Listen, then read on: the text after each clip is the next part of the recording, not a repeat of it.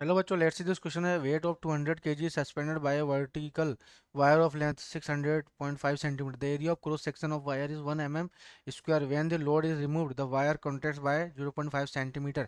The Young modulus of the material wire will be. तो बच्चों यहाँ पे क्या है हमारे पास, जो गिवन वैल्यू वो दो, तो लेंथ कितनी दे रखी है, L is equal to 600.5 centimetre, ठीक है।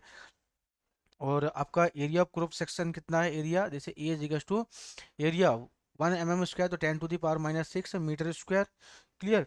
और मास कितना दे रखा है, मास 200 kg, तो एम इज इक्वल टू जाएगा दिस इज 200 kg, ठीक है। और तो बच्चों आपको बताओ वाई इज इक्वल टू क्या था, Y is equal to F L upon A delta L, ठीक है। अब यहाँ पे क्या किया हुआ है,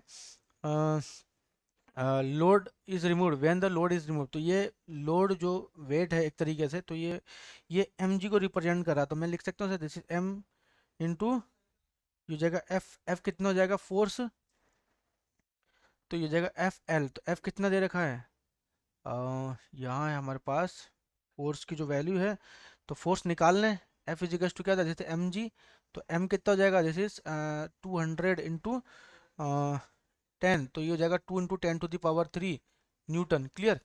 तो यहाँ पे बस वैल्यू पुट कर दो, तो एफ 2 इंटू 10⁻³ एफ लेंथ कितना है 600.5 सेंटीमीटर है ना, जैसे मीटर में कन्वर्ट कर दो जैसे 6.005 मीटर है ना, अपॉन ये कितना है एरिया, एरिया 10⁻⁻6, और डेल्टा एल कितना है 0.5, डेल्टा एल कितना है यहाँ पे चेंज, तो ये हो जाएगा 0.5 इंटू 10⁻², तो 0.5 इंटू 10⁻², ठीक है।